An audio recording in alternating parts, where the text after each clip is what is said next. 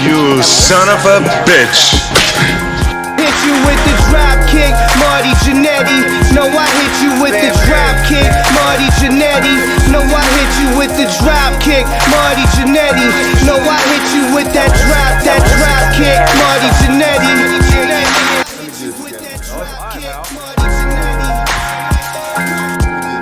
Bam, bam, bam, bam. Goddamn right, we're live, pal. Welcome back into the latest edition of Hot Tag Wrestle Corner. I'm one half your host. I am Rob Clint. And we're back at you first time in about 2 to 3 weeks. Weather permitted, you know, Cleveland got smacked with the snow globe. Not as bad as Buffalo have been getting it, but we got rocked. But we back at you. We're gonna go over this last week of wrestling on TV, but we're also gonna cover Wrestle Kingdom that happened since the last time we talked on the show, and also Battle in the Valley because it pertains to some stuff that we're gonna talk about in our news. So we'll just jump straight into the news. You want to start off for me, brother? It don't matter. I'll start. So I got one pulled up. Okay. So the big news today, of course, if 2K had been putting this whole 1-2-2-24 thing, which is basically an announcement for pertaining to 2K. Sorry. 2K24. Basically, their release date is going to come out in March. The cover athlete is Cody Rhodes. Bianca Belair and Rhea Ripley are on the deluxe edition, which makes the first time you have two women on the cover. They both are Rumble winners and former champions. And then you got the 40 years of WrestleMania edition, which is a original like drawing painting of like superstars like The Rock, Hulk Hogan, Stone Cold, Becky Lynch, like what's the name, and which is gonna be the mode 40 years of WrestleMania, which means you basically get to play like kind of WrestleMania matches and moments and everything like that. Some stuff they said they updating stuff with the franchise modes and the GM modes and stuff, but they're bringing back special referee matches, ambulance match, which I don't know how that. So that's gonna be kind of like the old casket matches back on the old WWE games, where I guess you had to like press buttons or something to get them in the casket. So also more over 200 superstars. World Wide Release March 5th. 5th is the 4 years of wrestling, the deluxe edition. The standard edition will be March 8th, 2024. So. Real quick, we'll jump back at it in a second because I had a thought that just came up. I meant to bring up at the top of the show and I forgot. But you know what this past Wednesday was, which was Dynamite that day. This past Wednesday? Yes. What? It is the 1 year anniversary of the death of Jamin Pugh, also known to the world as Jay Briscoe. Wanted to just acknowledge that. We gave him a moment of silence when we talked about it on the show last year. Dang, it been a year already? Yeah, I know. I didn't realize it. So that's why I wanted to bring it up on the show.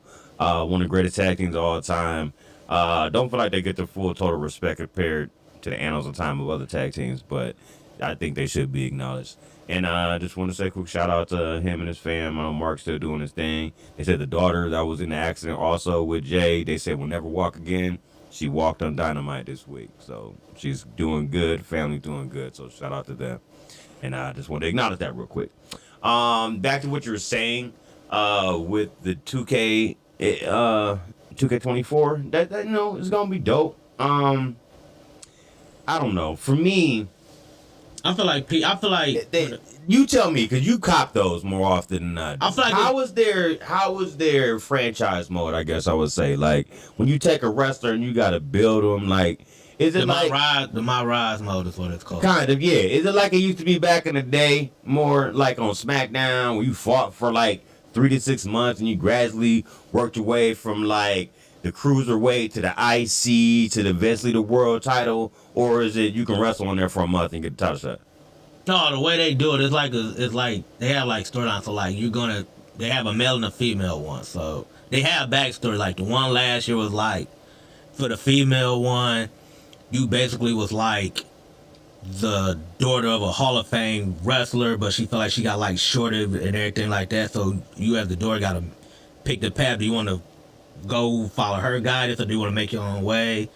And lead the same, you basically facing her, basically for the championship, because she basically like snaked you at Elimination Chamber with a mystery guest, took you out, stole your title and everything like that.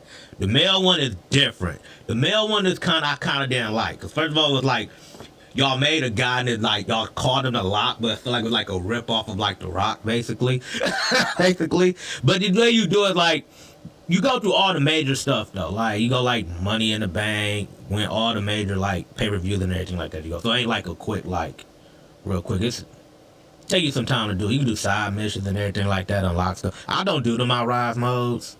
They just never really been like my thing when I play them. I mean, like I said, me, I'm more of like the GM mode, the universe mode. Like, I like the creation of stuff like that. That's why I feel like when it comes to these games, I feel like it's different. It's like your certain cup of tea. Like, everybody had, like, for instance, like, I feel like people try to shit on both games. AEW to me, that's throwback like No Mercy. Like, if I just want to go down, just boom, just play, like, what's the name? I'm gonna play AEW. But if I want to do more like universe mode and like create wrestlers and stuff like that, I'm gonna lean towards there. Right. So it's like it's your cup of tea. It's what you prefer when you play a game. Like, that's how I feel too. Like I do feel like a lot of those modes are going to be added on the next edition of AEW game. Whether it be I don't think it's going to be called Fight Forever again necessarily, but it might be. Who knows? But I think they'll add more of those modes in the next one. Some of those things that they felt like, but some people feel like they left out. But both modes, the My Rise mode, it is good though. Like, okay. Just had a quick question. And you go through all the actual top superstars on there too. So like, you fight Charlotte Flair, you fight like. But also they throwing like creative superstars too that like, so it ain't just like you find like, you know, what's the name, so. All right. So, next up on the news, Trinity.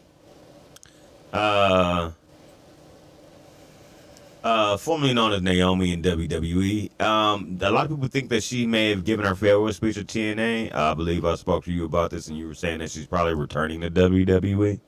Yeah, it's basically set, basically. So, this is previously reported. She's suspected to be done with TNA wrestling following this weekend's TV tapings. It's believed she's headed back to WWE 2 years after her departure in 2022. SC Scoops. Scott Fishman reports that the former knockout champion gave what seemed to be a farewell speech at the taping. She said, quote, "Coming to TNA has been life-changing for me, both inside and outside of the ring. I feel honored to work with such a strong division, an incredible group of women, and what a champion we have here. Whenever y'all think of TNA, I want y'all to think of me. Trinity, TNA, thank you for coming out. We love you." That's like a farewell speech. But I think it's already said that, like, I think like a couple months ago that like she was rumored to come back. Yeah, she's rumored to come back. Well, before I get to the next one, Camille, who is also a free agent, was backstage at Dynamite. Reports were saying that she was there. You know, she got a couple friends that wrestle in AEW that know her back from her NWA days and everything like that. A lot of people saying, oh, she just did it, but she actually did talk to some people, some of the higher influence people in AEW. So we might see where that's going to go. I think it depends. I don't want to say she's super green. She can work. She's better than Lacey Evans. Like, yeah, I don't think she's that green. She's okay. I mean, I've seen her wrestle a couple of NWA matches. Yeah, she's still like, she ain't all green. She's still green though. Like, she gotta like. Now let me ask. If she gets signed with WWE, she's going to NXT. Hold on. Let me ask this question real quick. All right. Now, when we say green, or when we got there's levels to this. Okay, yeah, that's true. Are we talking Ariane now? Ariane is a fucking dactyl, so that's your bottom. Why are you saying now? Like she's any because better? she's above the fucking dactyl status. I guess. All right. Now, it's like this. Sky blue climb. Yeah, like, I'm about to say. We're that's why I said there's levels. I'm about to say sky blue. Sky blue. She's equal with Sky. She's not gonna be losing but I mean she's not gonna be getting put on there to like lose matches though. Kind of like Sky Blue. Where she's at now? Yeah. Okay. Like she's not like she's not gonna jump into the major title picture, but You can put that TNT Championship. You can see her coming in, like after Julia Hart. Basically, yeah. Okay. Yeah, like she goes to WWE, she's gonna start off on NXT, and then she's probably gonna go through a couple people there before she finally get to what's the name. But not only her, Wait, real quick. Now is Jade Cargill still supposed to be going main roster? I think she's gonna debut at the Rumble. I think Because my thing is, it's like if they're both gonna be in NXT, how's that gonna work? Jade's not gonna be in NXT. All right. Jade is going straight main roster, like Okay. right main roster. Camille will probably be in NXT. See, another free agent. I forgot her name. Megan Bain, I think. I think I mentioned her when I mentioned our top 10 list. Our match against Julia. Mm-hmm. Julia at the Final Kingdom Storm Event of the Year. Mm-hmm. She's a free agent now. She wrestled her last match. Okay. Last match. So it's a lot of free agents. So we don't know where she's gonna go yet. Ain't no rumors about where she. Can I make a quick comment? Considering to Actually, you know what? I'll save it to when we talk about Battle of the Valley because we're going to talk about Julia because it was my first time checking out the Julia match and I have thoughts. So that's enough free agent. But the Monday Night I'm about to go to is Sabu is planning on retiring this year. Suicidal, homicidal, genocidal. One of my favorites. He of all time. asked who he like to have his final match against. He said he like to have a match against RVD. Who he like to have his final match against. But in what company? Yes. My guess is AEW because they've both been there the most recently.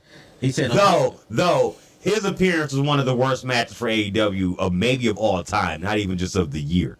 Because that was a bad fucking match and he was the fucking special guest ref of. But, hey, no more time than the present to redeem yourself. And RVD's been great there his times. He's been there recently, so why not? He said, I'm hoping to set up my final match. I want to do it in maybe July or later. And it's probably going to be against Van Dam. I heard Van Dam say he wanted to have a barbed wire match for my last match. I'd rather have a regular match. I want to have one of my better matches. The barbed wire match is a gimmick. The gimmick is my final match. That's the gimmick. So... Yeah, I feel him. I feel him. Like, yeah. Yeah, we think of the barbed wire, man. Hold you and Terry Funk, the whole like, I get it. Like, you don't want to be thought of like, you want your final match to be like a legit, like, final match. I don't want to see two old dudes rolling around a barbed wire anyway. Yeah, I know, right? I'm cool. Yeah. It's too late for that. Just give me the regular match, y'all. That's fine. Yeah. So, speaking of free agency is the theme of the week as we speak of another one right now. Tama Tonga. Now, here's my thing before I didn't know he was a free agent. Here's my thing before you get into the this story. So, I always assumed there was a lineage to kind of Bullet Club.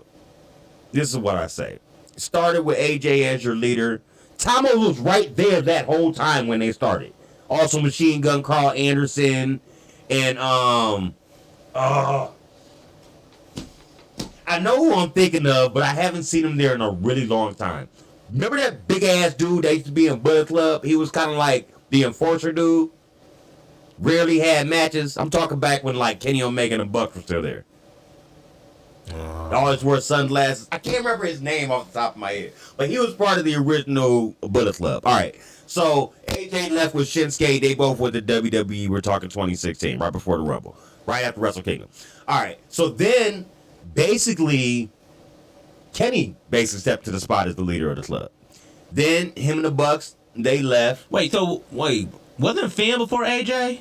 Oh, Finn. That's what I'm thinking of. Sorry, good call. So no, it was Machine Gun, Finn, Tama, and Bad Luck Fale. That's his name. Bad Luck Fale. It just hit me right now. Bad Luck Fale, Tama, and him. Okay, so bam. So Finn started. So Finn was the original leader. He went WWE, went NXT. Then they went AJ for a while. AJ and Shinsuke left. They went WWE 2016. Then it went to Kenny Omega. Kenny Omega left.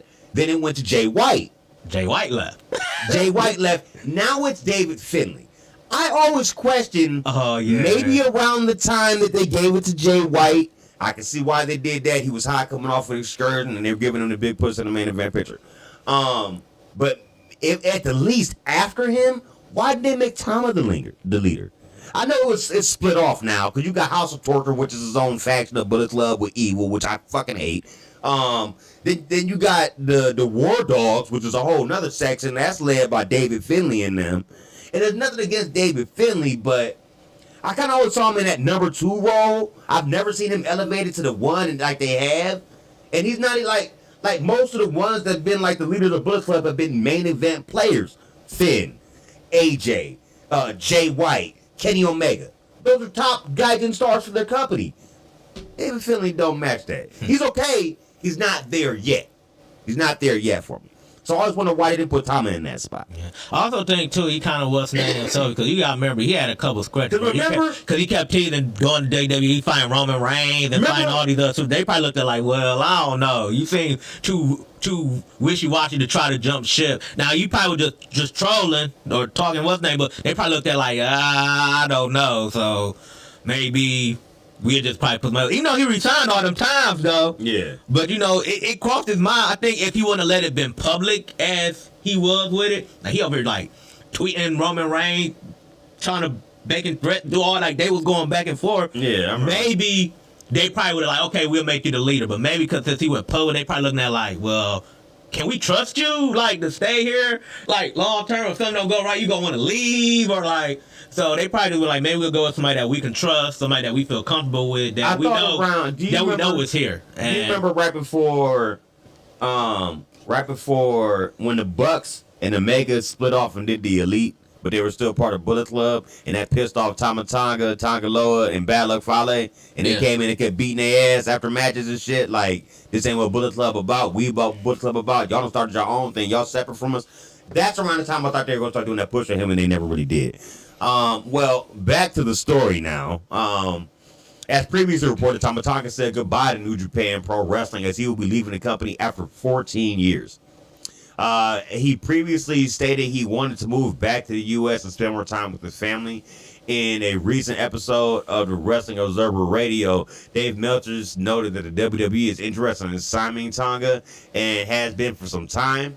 He confirmed this last year that though he was staying in New Japan at the time, he had conversations. Last year when he was he had conversations with WWE. So now it's talk that they will bring him into WWE. Ultimately, at the time he was talking about going there, but ultimately decided to stay with New Japan. Now it's the flip. He's leaving, and the hypothetical talks have started up again. He lives in Orlando in the States, so he's already right there by the Performance Center. So we'll see. I hope they'll go main roster and not NXT, just because Tom's kind of old and NXT is so young right now. Yeah. You know what I'm saying? And he's been on main rosters. I don't think he needs like seasoning. Just how to work your TV style, which is a little different. That's it. They might put him on there probably for like a couple months or something. He ain't gonna be on there like long term. Like he ain't gonna be on NXT for like a year. I mean, other than cats that was on the main roster already dropping back down there, how often do they start the new guys that are older in NXT since it's been 2.0? Last time we saw that was black and gold NXT. Yeah, no, they ain't gonna start him like really like. You know what I'm saying? When they had Bobby Roode started over there, the nigga was like 38, 39. You know what I'm saying? That's what they did. I don't think they really do that since they've gone. No, they don't. Yeah, they push. They everybody pushes. Yeah. So. Speaking of WWE, Big E said he wants to make a smart decision about his WWE return. In an interview with TMZ, Big E spoke out about a potential return to WWE and said that he wants to make a smart decision for his health. Big E suffered a broken neck He suffered a broken neck nearly 2 years ago, March 11th episode of SmackDown. 2 years? Golly, that like it's flying. Quote on a possible return, I just want to make a smart decision. I didn't want to start wrestling to end up in a wheelchair, so I want to make sure I'm making the best decision for myself. I don't want to have a timeline, unfortunately, so thanks for asking. It was a funny story about Big E that AJ Lee told. So this was back when Big E was like, when he first started. But he wasn't even Big E. I think he was going by what? Big E Langston? Like when he first started in it. We with Dolph Ziggler and everything. AJ Lee said, so we was walking to the ring and he does this thing and he like, excuse me. He said he did this and he hit AJ Lee in the chest. Didn't know that AJ Lee was right there. And they showed the video and like, he looked, what's name, and Dolph, what's name like this. She said he went backstage after the whole incident happened and he was crying, apologizing to her. her. She like, I know it was an accident. You ain't do it on purpose, but like, he was generally like that hurt that like he did that on like TV. You know, it was an accident. Like, you know, it happens sometimes. You know, and she said he was crying backstage to me like I'm sorry, I didn't mean to do it. She like, you good? It was an accident. Accident. I'm not mad. Like what's the name? So I think that's like. Anyway, that's his fault too. He probably didn't want to get in trouble. You know how they be backstage. Like, remember the incident with Titus O'Neil? Worldwide slide under the ring. Anyway, remember when they had an incident when they all came out and then he had to hold back Vince to let the women go, and then Vince almost fired him. Yeah, that was probably during that time. Yeah, Vince felt some kind of way about that. Exactly. So he might have been like, oh, I might lose my job for doing this. So we're gonna talk about Dana Brooke, who, by the way, her new name in Impact. She said WWE don't believe in her. You think Impact do? Your name is Ash by Elegance. That's your name. What? Ash? No, Ash. Ash by Elegance is her name in Impact. Ash by Elegance. Yes. What is that supposed to mean? I don't know. But then she walk out. She got like this that fur sounds coat like on. that sounds like a She got like this fur coat on with these. Bro, that sounds like a clothing designer store. like they started a small mom and pop. This the picture. This is not supposedly not she's busting that. See, you know what? You know why it's whack? You know who's doing that right now? Toni Storm. And she's doing it circles around you. Quit biting. Anyway, so, including joining TNA. So, she said why she think WWE released her. Her words. I honestly think they didn't believe in me. You know, the producer, TJ, was an advocate for me. He always be like, Dana could do it. Dana could do it. Dana could do it. And it just wasn't happening. I wasn't that girl. I wasn't the girl that they was trying to push to the next level. I was the one they was always giving the pinfall, and I was okay with that. Thinking in my mind, there's going to be a shot. There's going to be a next time. There's never a next time. I fought so hard. I never forget when I think it was 2018 or 2019 in the Money in the Bank match. Wait. I remember that story. Was that the one where they did it through the building? I don't think so. And she had that spot where she thought she had it, and when Stephanie McMahon walked in? She said, I want to hang from the briefcase and swing from it and fall in a pile of girls catching. They're like, no, that's just too dangerous. And I'm like, do you not know I was in gymnastics for 18 years and that the bars are this high? I would do double backflips and lay off from underneath the bars. I promise you. Just let me do it. It'll be a wow factor. I just don't think they had that confidence in me.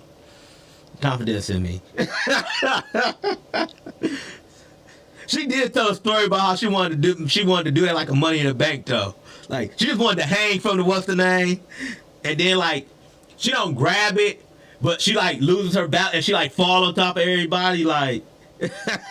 This time what's the name? Ernest the Cat Miller said there are 12-year-olds that can knock out CM Punk. Wait, before you get into that real quick, because I was looking for something, because this goes off of your Dana Brooke story. Company man himself, Booker T, he said Dana had many chances to get over in WWE. So we just heard the opposite from her own mouth, right? Let's hear Company man tell it. On the latest edition of the Hall of Fame podcast, Booker T talked about in the recent comments he made about Dana Brooke and her WWE tenure. On Timeless Toni Storm's gimmick at WWE. It's funny you brought this up because I just said she was biting off of that, so ironic. Ash by Elegance. What kind of name is that? Quote him on Toni Storm. Quote, I like it. It's different. It seems like it's something that came from her head. It seems like it's something that she has been thinking about for over quite some time. And I want to pull something out of that was totally different, which for me is wrestling. It's that stupid side of wrestling to be embellished, to be whatever you want it to be. And it still has a context to where you look at it towards not being hokey or anything like that. It's pretty cool. On Dana Brooke saying WWE didn't believe in her. Quote, I think she had a multitude of chances to actually get over. I think it was more so, I don't know. I think the fans really never got behind Dana Brooke. I thought Dana Brooke had a lot of chances to actually get over with the fans. That's what I always talk about. As far as people looking for the company to write something for them, looking for the company to give them the ball and let them do this and win the title and all that kind of stuff. I always thought you make the company right for you by going out there and making the fans come to their come out their damn seats. That's the way that's the way you get put in that type of position. I don't think you just get put in that position because this person should have a turn, this person should have a turn, and this person should have a turn. It's not like Pop Warner where everybody gets a trophy. It's just not like that because you've been around, you should be in a certain position. I think your work determines what position you achieve. That's just me. I could be wrong, but that's the way I've always looked at this business. End quote. Are you telling the truth? So continue your story. Sorry. You telling the truth? No, that was the story. He's telling the truth though. He right. I mean, you gotta make the fans. That's why I love stuff like I always bring up Becky Lynch's decision to the man or Kofi Mania. That was organic, bro. You ain't forced that on nobody. That just came with it. The company had no choice but to roll with it. LA Knight. The whole like that came out of nowhere. He was straight on heel, but he took one word and it got him super over. Everybody named Mama saying nah. Just like you said, just like that. So back to Ernest the Cat Miller. So this is what Jeremy Lambert and Steven Jensen on the spotlight. He commented on his MMA career. So basically, this is what he was basically crapping on his MMA career. He said, I can look and tell where someone can fight. I look at CM Punk, his real fight. I got 12-year-old kids that can knock CM Punk out. Make sure you write that. I think he's probably... I think he's the worst fighter. He may be good for wrestling. I don't understand his business anymore. I don't understand how a guy can expose himself to be such a sorry fighter, then a company bring him back to talk bad like he can beat everybody. Back in the day when we were wrestling, if a wrestler went in a Tough Man or karate show, I got video footage of me knocking guys out. That's the bill they used to say. This guy's a legit fighter. I was able to do that. I'm not sticking up. Go ahead, just continue, because you just got me going. He said, can you imagine if I got my ass beat by the worst guy in the UFC? I would never be on TV again back in those days. How in the world does this guy get exposed being a terrible fighter, and then there's nothing there's nothing about him that says he can fight? CM Punk, I didn't see one thing that he can do in combat sport. He can't throw hands. He has no punching, no power. He has no movement. I don't know what the hell he was trying to do. It doesn't like he was trying to wrestle. But this guy's on TV making millions of dollars because the fans today are stupid. They want to believe what they want to believe. You can show somebody something and they see it. Now they have to determine whether they believe it. I just showed you somebody who can't fight, but you put him in a ring and think he can beat up everybody. I get where he's coming from. I get it. But the business isn't like it was when you wrestled, bro. The fans want what they want, and they have been clamoring for this man for years. Also, too, you ain't have social media and all that stuff back when you were wrestling. So, like, if somebody, like, you just had word of mouth if somebody, like, you knock this guy out. You had word of mouth. Yeah, talk about I had a tape of me knocking somebody out. Nah, get the fuck out of here. No tape. Now, if you could see something like that, now everybody got tape of you know how they did that back in the day? You know how they did that back in the day when they would go to bars after fucking matches? Yeah. Somebody would try to test them, talking about wrestling is fake, and they went and broke that guy's fucking face. Mm-hmm. That's how they went and proved their shit. They didn't have a tape they were walking around with Cat Miller. Talking about, oh, look, I knocked this cat out. See? He got me with that one, man. I mean, you ain't never get no push in WCW talking about you knock cats out. What are you talking about? They certainly didn't think you could knock out Goldberg or Hogan, or they'll put you there, right? You know what it is? Remember you said why he got the hatred for CM Punk? I think we just figured it out. That's why. Because you probably ain't get that love when you was the name. Yeah, man, I can knock him out. Why I don't get that spot? Yeah. You got any more news stories? I got one more. Okay, I'll run to the rest of mine. Oh, you want me to do it? Oh, you always up to you. You want me to do it? I only got one. It's a two-parter, though. Okay, let me run this one real quick. Okay, good. Hulk Hogan. Now, you know, we can't stand Hulk Hogan. We hate this guy. Man. But I will give him credit. He did something heroic. He sprang in the accident after witnessing a serious car accident where a woman was left trapped under an overturned vehicle. According to TMZ Sports, he was with his wife and a friend driving on the highway in Clearwater, Florida, where the accident occurred right in front of them. The car accidentally swerved erratically across lanes in an attempt to catch an exit, but ended up colliding with another vehicle, flipping over. Hogan and his friend immediately pulled over, rushed to the driver's aid. Despite being shaken, she was rescued from the car with help of Hogan and his friend. He even used some tools to pop the woman's airbag, and he safely unbuckled her from her seatbelt, and basically got out the vehicle. Congrats, Hogan. You're still a piece of shit. Dang, you can't have that one moment. Mm-mm. Okay, I understand. I don't disagree with you. I don't disagree with you. Speaking of Hulk Hogan, since we talk about this, and Booker T trying to get the Nasty Boys in the Hall of Fame. Hulk can't do it no more because him and Nas are no longer cool. Well, I can get his point because he fought them a lot in his WCW days. Matter of fact, Harlem Heat lost the titles to them once or twice. They had some nice feuds back in the day. That's why he mentioned. He said, I believe it is their responsibility Hall of Fame. They put a lot of work in WCW, WWE, and WWF. They did it all. I want to see my man Knobs and Saz inside the Hall of Fame. I like to see them. They're my brothers. And I had so many matches with the Nasty Boys. I don't think our career would have been where they were without the Nasty Boys. That 6-month run alone should get them in the Hall of Fame. That's the run you talk about when they go back and forth. You know, they did have that ugly, that whack, what was it, match with Sister Sherry and all them when they like fighting like the hot dog. Yeah. Sucked. But anyway, though, he said, I'll remember getting into a fight with Seth. I called a spot. I called a drop kick. He stopped right before I dropped him. I took a face plant. I was mad. I said, don't do that again. He's like, ooh, fake scary. He said, you being all crazy. Yeah, no, they're all-time tag team. I think they deserve to be in there. I agree. Yeah, I agree with you, too. They should. Okay, the last ones I got is 2 funny ones, and then a couple more. Dark Sides. They have released the Dark Sides for season 5. Now, we did a Mount Rushmore, and 2 of ours actually got picked that they're doing. Mm-hmm. I would give you the advantage because the one on Chris Adams will be the final one for season 5. That's a crazy one, so that's going to be a good one. And they're going to talk 5. And then they're going to do, of course, the one I picked was Black Saturday. That's when Vince McMahon purchased George Championship Wrestling just for the time slot. Yep. You got one on Brutus Beefcake. You got one on Harley Race, Buff Bagwell, Kurt Angle, which if you go, they're gonna dig deeper than this documentary on Peacock. I know they are. I'm 8-time champion Harley fucking Race. That's going to be awesome. Yeah, it's like one of the most gravelly voices I've ever heard in my fucking life. I think he got more grab than Ed Orgeron. Yes, I agree. And Sandman. That should be good, too. I didn't want Sandman to be a He's good the one. originator of the beer in the ring gimmick. Yeah. And then, but then the what's the name won't be on Chris Adams and then Chris. Did you ever watch that documentary I was telling you about? It was like they was talking about like on Chris Adams. I think I never sent it to you. I tell you, it was the one chick in the veil. She was like super stoned or something. She just like, what's the name? And I'm like, I know what you're talking about. I know what you're talking about. 'Cause I've seen it promoted for years, but I never seen it. But I know exactly what you're talking about though. yeah.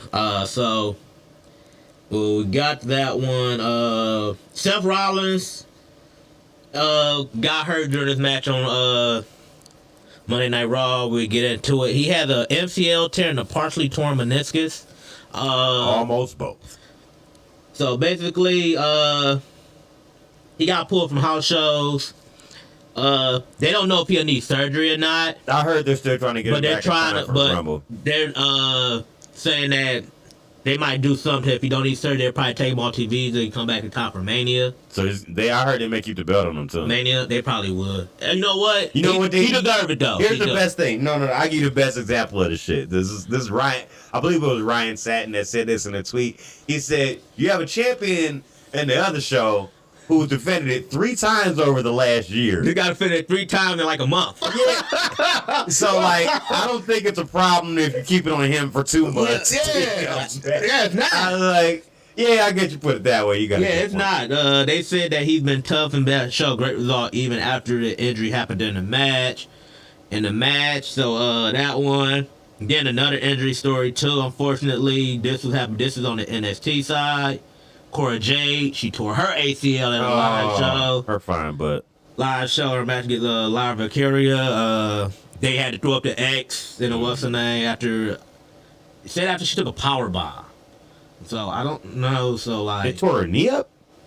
it was during the power. I don't know. Maybe she probably tore the knee up probably before the what's her name and the power bomb. I don't. Yeah, I after don't the know. power bomb when they caught Probably her. would have. Yeah, it was probably what's her name, but. That sucks for Cora Jade. She was the number one contender for the championship. Didn't she just come back? She just came back, but Was it from injury or no? no, she was just written off TV. Okay, that's good. At She least, was on at least TV. it's not TV. It's not like She also no longer with Braun Breaker, by the way. They broke up. Okay. So At least it's not like what's my cat? What's the cat's name? Tegan Knox. Remember, she kept getting hurt. Come back and get hurt again. Come back and get hurt again. So at least it's not one of those. her and Chris Statlander are the same boat. Then Chris Statlander come back off an ACL injury. Then she like Got hurt again. tore her knee again. Yeah. So that sucks for Cora Jade. And also get an NXT how they determine who will face Valkyria next for her title because it was Cora Jade, but no longer. Go to your last news story because these next two about to be funny. All right. So One of them our favorites. last of the free agents. Can you get through them kind of quick too? Because I want to knock out Mount Rushmore before we get to 8. That we lose to say the last. Yeah. Last hours will be all shows. Catching up from last week. So the top name free agent that's currently on the market right now. I know we talked about a lot of free agents this week, but this one surprised the hell out of me. Rainmaker! Let's go. Yeah. Juice Sorry, I had to spoil it for you. No, it's fine. You give me a chance to say Rainmaker, I'm gonna take it. Kazuchika Okada is set to become the hottest free agent in wrestling, and he recently discussed the decision to leave New Question: Japan. He's the hottest free agent since who? Who's the last hot free agent that finally came out? Then you be like, dang, people are competing for that person. Oh, they're competing for him. I would give you another one that currently is, but she hasn't signed nowhere yet. But I'd say Mercedes Moné. I'd put her on being that high. I mean, yeah, but she's not going back there. Well, no, because they were still both trying to going work after her. her. They were both going They after still her. trying to bring her back. Exactly. So you can't say Sure, that. it's like I'm trying to undo the wrong event. I can't say Cody because he left one Cody to go left to the one, went other. to another. So I wouldn't say Cody.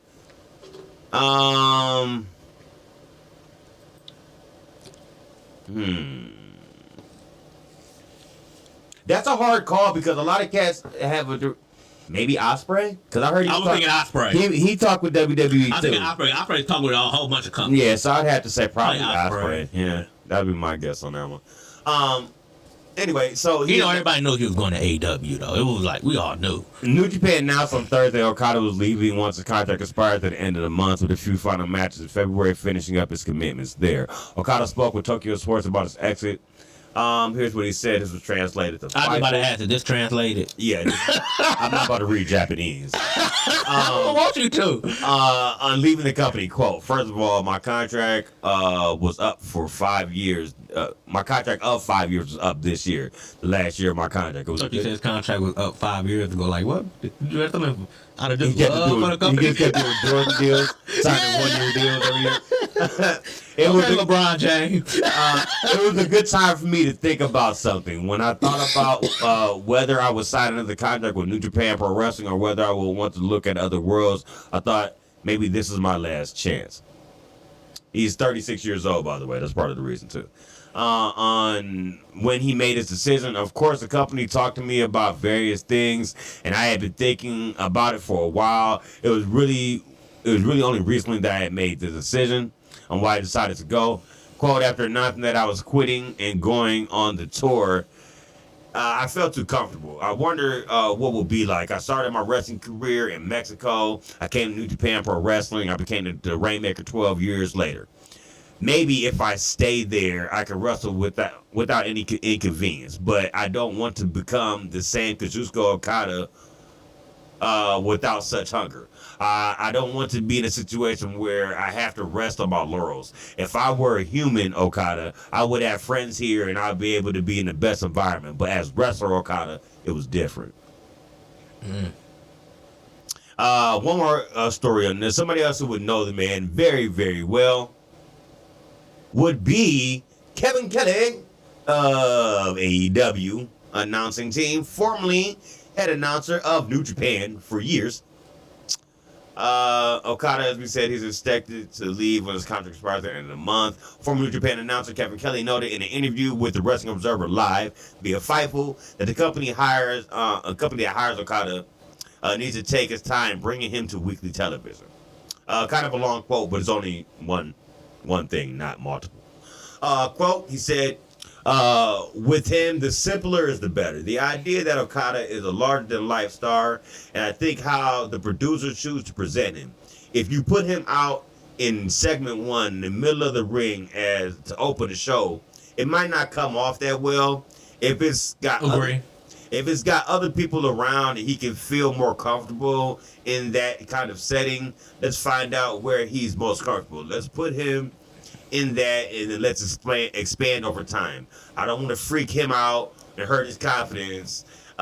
This guy in Okada, who I've never seen lack of confidence, no matter the situation, no matter what he's up against, he can do it all. I'm sure he'll have enough to be able to stand center ring and hold a segment one promo down and be able to hit it out of the park. I want him to get there slowly, not in any rush. I want him to get it.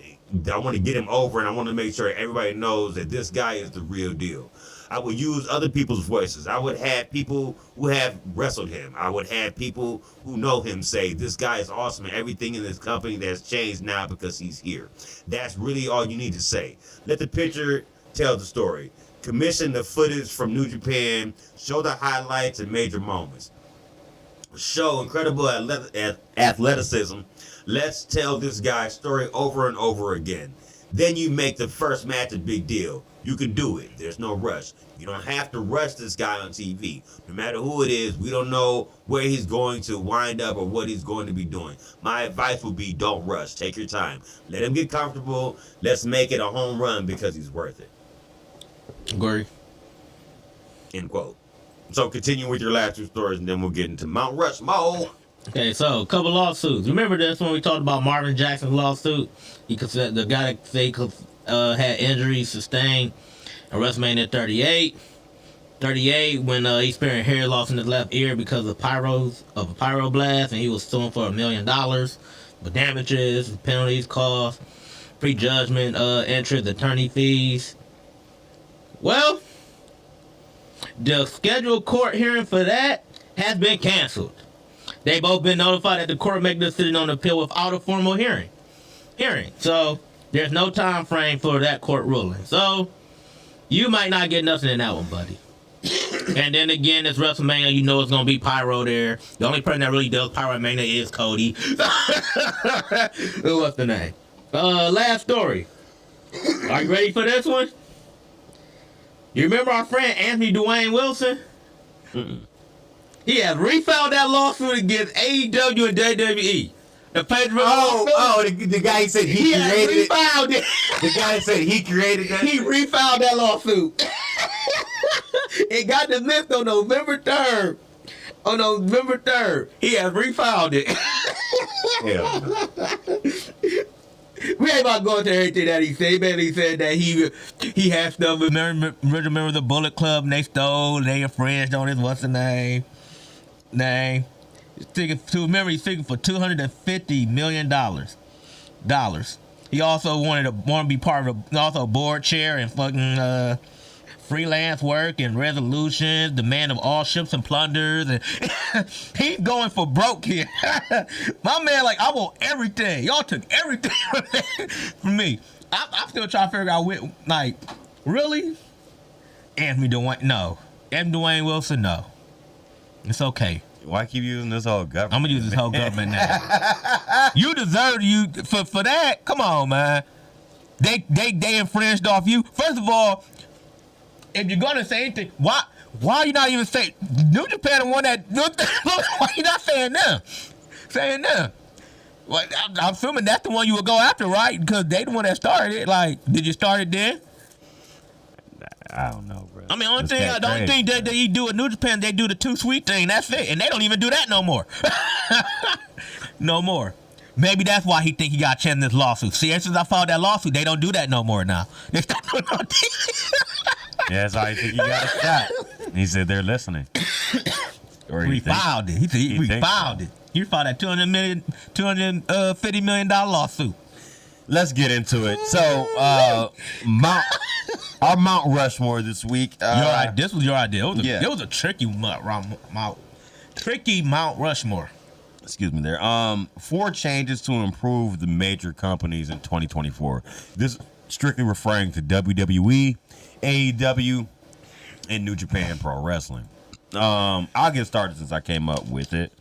My first 2 are AEW, but I have 1 for the other 2 also. So was it 4 for each, just 4 total? 4 total. Oh, You man. gotta do 4 each. Nah, I thought it was that's 4 each. way no. So just pick your best one of those That's what I'm 4 gonna do. for each company. You didn't have to do. No. I just meant 4. Oh, see, I'm thinking because you said 4. I'm thinking like 4 for each. That's why. Hell, Okay. that's way too much. Yeah, I kind of figured that. All right, so for me, starting off with AEW, I need them to add more of a female presence, meaning important signings, more matches for them on a per week basis, whether it be on Dynamite, Collision, or Rampage, and add storylines to them. Give them some meat on the bone to chew on in order to perpetuate more storylines, more feuds, more matches in the future. You're almost there. I was telling Clint, bar none, I feel like your women's roster is matching up with WWE's. You have a lot of the stars that if they were free agents, WWE would be going after. It's not like you got a bunch of their castaways and stuff. That's true. So I feel like you're almost there. You just got to add more of these things. They need more time on TV on a weekly basis to me. That's my number 1 with them. My second with AEW, I'll let you go into a couple of yours before I finish my 1 I got for WWE and my 1 for New Japan. My second one for AEW is go back to more of a sports-oriented feel. That means go back to the ranking system, making championships be more meaningful, and get less sports entertainment. Do less WWE. Get back into they stay doing tournaments, so you stay doing that. But go back to the ranking system, which I did hear in a tweet that Tony Khan has announced they are going back to the ranking system before the end of the month, so we can start getting that going. So that's good. But yeah, you got to make championships mean for more. And here's my example. All right, so a Battle of the Valley with a V, not a B. Eddie Kingston took on Clark Connors of the War Dogs of Bullet Club, right? Match ended in the countout. So nobody won. So I'm assuming that to put you down the line. Maybe they'll bring this back up in Revolution. Maybe they'll wait. This would be Eddie Kingston's match for Forbidden Door, maybe. Who knows? Here's my point. Now, I can understand why Clark Connors wanted that because he's in New Japan Strong, and in New Japan, Eddie Kingston has New Japan Strong title. I don't know if it's their top title, heavyweight title, however you want to state it. He has it, all right? He's also the ROH World Champion, right? Yeah, he got some heat. So here's my question. If he's the ROH World Champion and he's a holder of this Triple Crown, is he holding up ROH? If you win the world title in ROH, do you become a Triple Crown champion, or are they gonna make a hold of the belt for that? I don't know, because wasn't Samoa Joe the ROH champion? Didn't he vacate the belt? TV title. Oh, the TV title, He was okay. the TV champ. I don't know how they gonna do it. So aren't you holding up a whole company with that? Is what I'm thinking, like that. So then I was thinking if Gabe Kidd had won that match, I think I said Clark Connors in the match. My bad. It was Gabe Kidd in the match. If Gabe Kidd won that, is he not an ROH World Champion? He got to defend over there too. I was wondering, this is what I'm saying. You've added the saturation from the title with the belts, and I don't think it was necessary. Now things are I'm confused. I don't know how this works. You know what I'm saying? Not to mention, Orange Cassidy has a title. Not that he's not a deserved champion, but then you kind of muddled the waters by adding another belt on top of that. Is what I'm basically saying. The TNT, the World, the tags, the 6-men. You were good with all of them. I think you muddled it up when you got that one you got on Cassidy and the one you got on Kingston. You might want to need to combine them two. You know what I'm saying? For real. The women's, don't add anything else.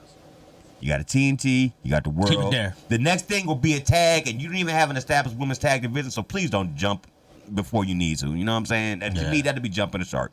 Focus on what we already just stated here, getting them more TV time, getting them more storylines, and let it build from there.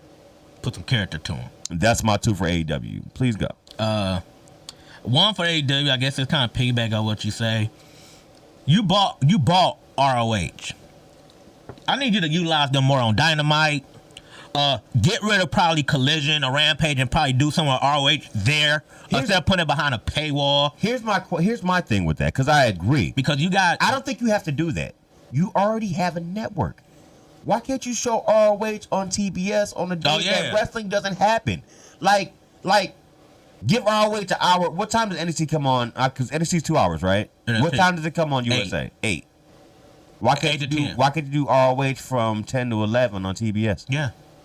Would make sense to me. What else are they showing then? Some other whack ass movie that came out in the last 3 to 5 years nobody really gives a fuck about? Sausage Party or some shit like that? Yeah, I think that they give them a TV spot. Or at least on somebody's app like NWA is with CW app. So you have better access than being behind a paywall. Do AEW even have an app? Probably, I don't think so. No, I don't think so. Yeah, but like utilize ROH more. It's like, to me, it's like, why did you buy them for? To me, it's like, did you buy them for that WWE wouldn't get to them? No, it's like their version of NXT. I know, but it seems they just haven't used it. Like we see NXT every week. Like use ROH. Like if you bought ROH as your NXT, use it how WWE use NXT. You got talent there. You got Billy Stark. Althena's killing it. Killing it. You bought people back like Nyla Rose, and you got the whole thing with Stokely Hathaway and who trying to do something with Chris Statlander on both shows. He trying to, what's his name? You got stuff there. And all you do is you will bring a fire match and you will put it on the AEW card. But if like, oh man, we wasn't, but like if somebody actually seen it, they like, oh well, we already know what we gonna get. Like you got people like Willow Nightingale who's been there. Like you gotta. Yeah, I agree with you. Give ROH a time slot, man. You give them a time slot, man. Wow, got a time slot.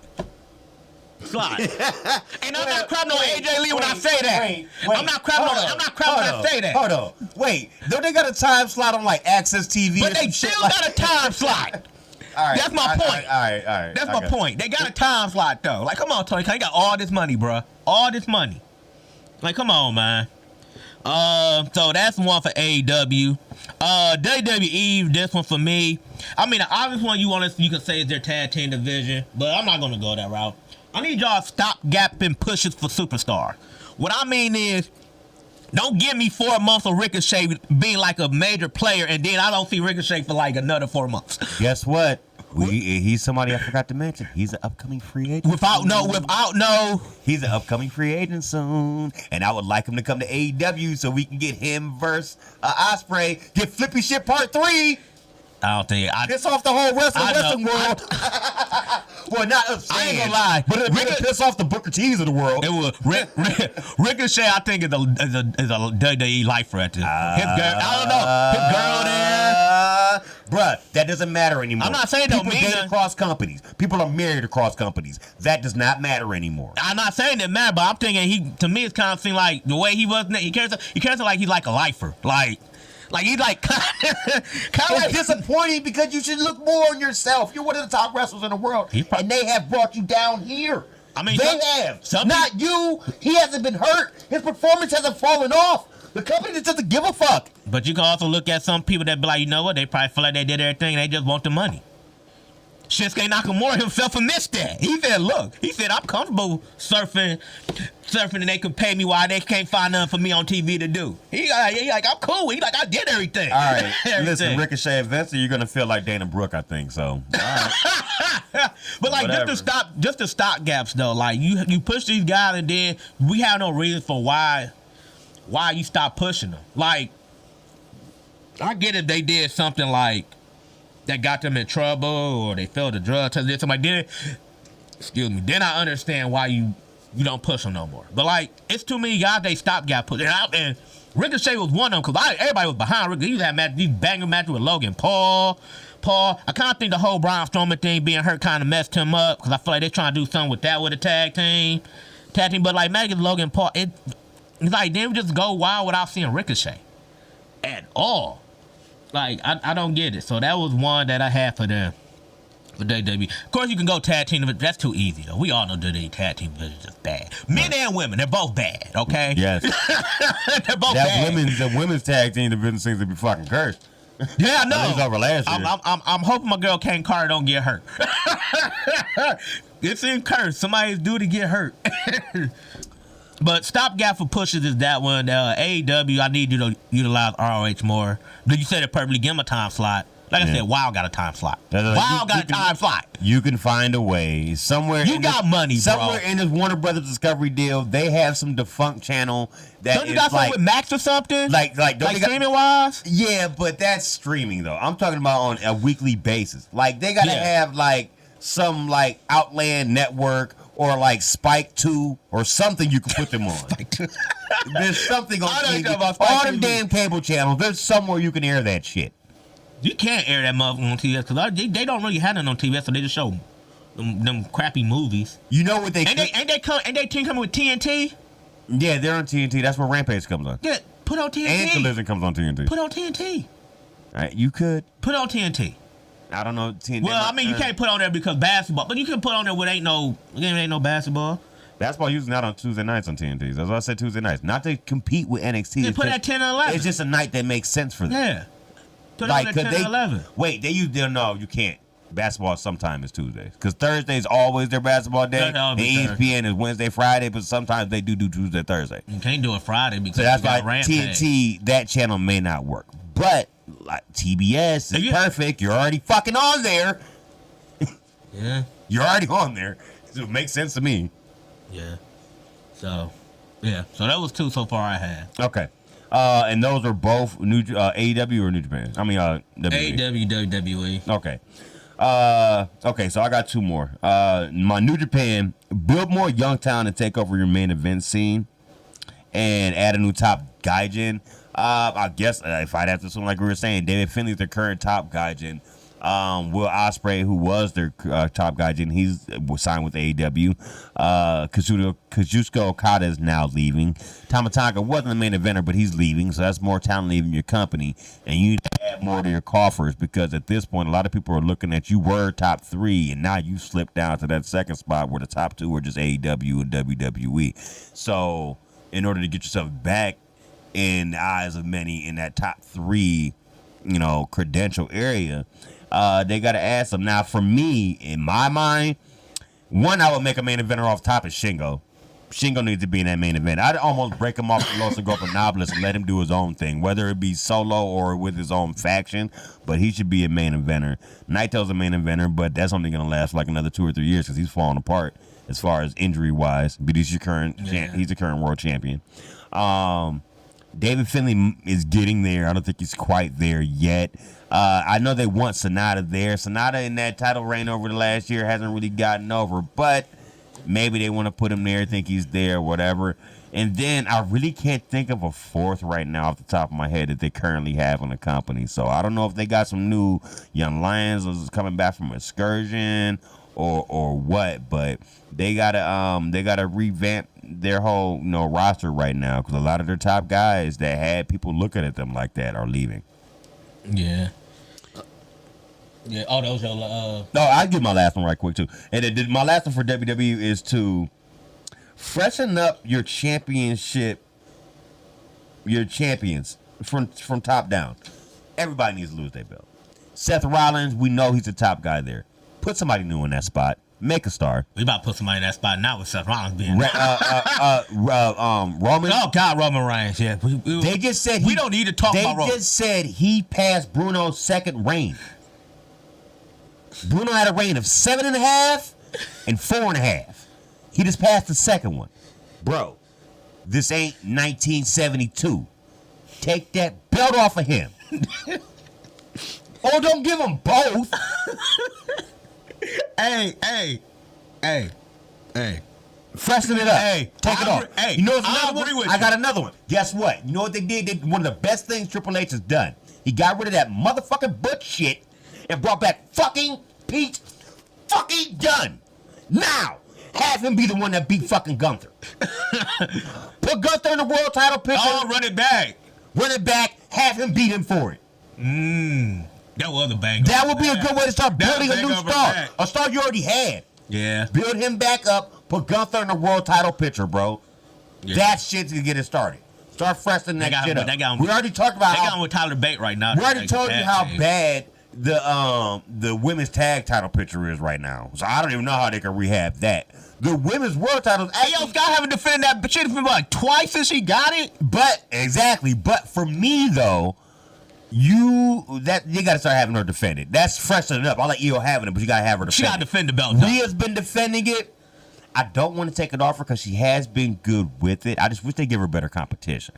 Yeah, that what dooms Rhea. I don't think they need to take it off of her necessarily. I just think they need to give her better comp. Yeah. But everybody else, strip them. Strip them. And their men's tag, I'm not even going to bring that up. That's such fucking shit. NXT got better tag division. But yeah, that's my fault. That's my fault. I agree. Yeah. I started laughing when you said Roman Reigns because I agree with you about Roman Reigns. Like, just like, I don't know how he get credit for these reigns, but he defend by like 3 times a year. Bruno defended that bitch like every other week. Yeah. A couple things. I got 2 more in a 1A. Back when we talking about bringing new stars, your naming stars. I feel like there's so much time with WWE. Why don't you go sign some of these freelance wrestlers? Go to these free agents guys. Like, what's the one guy from MLW that was a free agent? What's his name? Something Hammer. Something, yeah, him. Yeah, some of these guys, you can go. Alex Hammer. Yeah, you can sign people like him, like him, like go get Hammerstone. Sorry, Alex Hammerstone. Okay, thank you. Hammerstone. Get some of these freelance any superstar. I heard they don't really sign free agents like that no more. And when they do that, they need to though. But when they do that, they're now building them from other sports. So wait, maybe you didn't make it in football or basketball. Come on over here. That's how they're making a new superstar. They're not signing cats from the indies. They stopped doing that almost 2-3 years ago. They need to. You know when that happened? When they started NXT 2.0. I ain't talking about NXT. I ain't talking about WWE. I'm not talking about them. I'm just. Oh, you're not? I thought you were. I'm talking about New Japan. Oh, sorry. I thought you said WWE. No, New Japan. Yeah, sign some of them guys, man. You can make a star out of Alex Hammerstone, said name over there. Like, you can make stars out of them guys, man. You can. Like, and they get the experience of going to get some of them guys that been there for a while. Like, so I feel like you probably can sign some of them freelance wrestlers, you know. I mean, I don't know what y'all doing. Women might get you a Masha Sandwich over there. She can fight some of them dudes. A Masha Sandwich. She fight dudes. Dudes, I mean, that one. So that's one. Another one, I don't know, this might be kind of like a personal gripe for me. I know New Japan, you got all these women. I'm sorry, you got Wrestle Kingdom. I'm sorry. If Julia's your New Japan Strong Women's Championship, she need to be on Wrestle Kingdom, okay? If you put I agree. She need to be on Wrestle Kingdom. Last year they had a match, I think it was pre-show, like right after the Rambo, and I was surprised they didn't have another one this year. Because I believe the champion was there, but she was like on commentary. Yeah. Like, I didn't get that. Julia should have been on that Wrestle Kingdom card. That match he had against Trish Stratus should have been on Wrestle Kingdom. Like, she's your New Japan Strong Women's Champion. Yeah, I take that back. I agree that match should be on there, not that particular match, because that match wasn't good enough for Wrestle Kingdom. No, I'm just talking about her versus Maya Iwatani, or one of the best from Stardom. That should have been on. But she should have be. She's your champion. She should be on their period. She should be on their period. Like she should be on their period. Like that's a big gripe I had about that. That might kind of be more like a personal thing. But I mean, yeah. You got any more, man? The one A is something simple. Tony Khan, bruh, stop with these meltdowns, bruh. What, the Twitter? Stop being Seth Rollins. It's funny you say that. Stop being Seth Rollins 2018, It's bro. funny you say that, but like, people in the company don't have a problem with it. Like Dan Garcia, man, he's the man putting up the money, and like, I feel good with him coming out and having our back on stuff. You know what I'm saying? Now, I feel what you're saying. He needs to stop making comments. Like the whole Jinder Mahal thing. Ain't nobody clap at you about Jinder Mahal. Yeah, that wasn't necessary for you to come out. Everybody knew that. But he was right, but everybody knew that the reason that Jinder Mahal segment blew up, we all knew it was because of The Rock. Everybody knew it. Everybody named Mama knew it. But no, because people were questioning why was Hook getting a title shot. That's why he came out and said that shit. Hook at least has the record to support it. Jinder barely gets wins on TV. He could have defended Hook without throwing Jinder under the bus, though. You could have just said. I agree with that. You could have said, look at what he put in since he's been here in this company. Look at all who we beat. I was referring to when he came out. But he got to stop being Seth Rollins out like 2018, bro. When they got beat on the head-to-head against NXT, when NXT brought in the Undertaker and John Cena, I remember he made a comment about that, and that's one of those. I was like, I'd have took it on the chin and not said nothing. Like, you obviously know they had to do this in order for them to do that. You didn't need to go out and point it out. Yeah, like we all know, bro. You didn't let need it to go. do that. Like you ain't gotta clap back at everything, bro. Yeah, exactly. But I don't know. I think people come at him which cause him to do that sometimes. But sometimes he let does that put shit his own go. foot in his mouth. Let it go. Yeah. Like, bro, let it go. Don't like that. Let it go. But then WWE did the same thing. Let it go. Like when they were introducing DX into their Hall of Fame. I know that thing. Triple H made a comment the about piss head couple. Yeah, I know. You don't need to do. You don't gotta do that neither. You're up here. You're a giraffe. Look down amongst. You don't need to come down to their you don't level. need to. Yeah, you don't need to do that if you triple. You don't need to do that. So Yeah, but you don't need to do that. And it go both ways. Yeah, but I just need like it's more Tony Khan heavy lately, bro. Like Triple H ain't clapping back at everything people say. Triple H like, I'm gonna go in here, I'm gonna do my shows, and I'm just. And first of all, too, Jinder Mahal, you of all people don't need to clap back at anybody, cause bro, you irrelevant, okay? Like you don't need to say nothing. Talk about who is. Hook will beat your ass. That's exactly. Who is Jinder Mahal? Hook will beat. Hook will. And put don't hands tell to me you. former WWE champion either. Like no. That was Vince just trying to push you, bro, and that ain't work. And that's because they were trying to get Indian, Vince, bro. That had nothing to do with you. And Vince. You're not even Indian. You're Canadian. Look at you with Vince. Look at you with Vince, and look at you with Triple H. Why you back on TV? You literally just got put there as a stepping stone for the Rock and Challenge Roman Reigns. That's all you basically was there for. So. Let's stop. Let's get into TV, man. Stop, Ginger. Stop. Like, let's get into TV, man, so we can get out of here. So, man. All right. So let me start off first. So Wrestle Kingdom happened since we were last here. Actually, I think we had a show that week, but it was like right before Wrestle Kingdom, or might have been right after. I don't know. But either way, we haven't talked about that yet on the show, so we're gonna talk about it. I think it was before, because I haven't watched Wrestle Kingdom yet. Okay. It was before. Okay, well, I don't mean to ruin anything for you, but it's been a couple weeks, so. No, I mean, I haven't watched Wrestle Kingdom at that time we did the show. Oh, I think okay. you've seen it, so I think probably the day of the show. Gotcha. All right. So we're going to skip the Rambo, the winners of the Rambo, Okan, Ishimori, Yo, and Yano, who's always perpetually in the Final Four. Excuse me. IWGP Junior Heavyweight Tag Championships, Catch 22, taking on Bullet Club's War Dogs. Surprisingly, as hot as the War Dogs have been recently, they did not come out on top on this. TJP, I guess in a new gimmick, because he's wearing like a mask. This fanged mask or whatever. We remember him. Him and 5 Live. Him and Francisco Akira. He was corny with the dabbing, but he was a good wrestler though. Nobody's gave a fuck about 205 Live. So yeah. Vince again. Ironic. We throw all the little people on something to do. So I don't want to put them on my main roster. You know, I heard somebody made a joke about them recently. It was like, I remember your time on 205 Mid. I was like, hell no. I was like, that's fucked up. Yeah, not 205 Mid. Oh, that's messed up. TV title match. Go Ace! Your boy. Hiroshi Tanahashi taking president. on ZSJ Zack Sabre Jr. Surprisingly, after 23 defenses, he dropped that bitch to the president. Like, I don't know if it's nepotism there or not, because he's president of the company, but after 8 minutes 51 seconds, Tanahashi is your new NJPW TV champion. Yoda Issue taking on Yua Uemura in a nice battle of future possible main eventers in the company. Guys just coming back from excursion and finally going off on their own now. Uemura comes out victorious in this match and went 11 minutes. It was a pretty good matchup. House of Torture taking on Shota Umino and Kiyomiya. House of Torture get the victory here, pinning Umino. Next up, never open weight title match. Tama Tonga taking on Shingo Takagi in a very good match. Tama pulls out the open weight title with the victory here. I think that was their last big win for him there, because I'm going to fast forward a little bit because it had happened on Battle at the Valley, which we'll talk about a little bit also. But he had a show, New Japan Pro Wrestling's New Beginnings. He just dropped that belt to Evil like 2 days ago. One of his final shows in New Japan. He just finished up his commitments. We talked about how he's a free agent during the news. But he did go out with a bang at Wrestle Kingdom, won a title, and then dropped it a little over a month later, a little less than a month later, but still. At least his last Wrestle Kingdom, he got a victory. Yeah. And over Shingo, top name too. Yeah.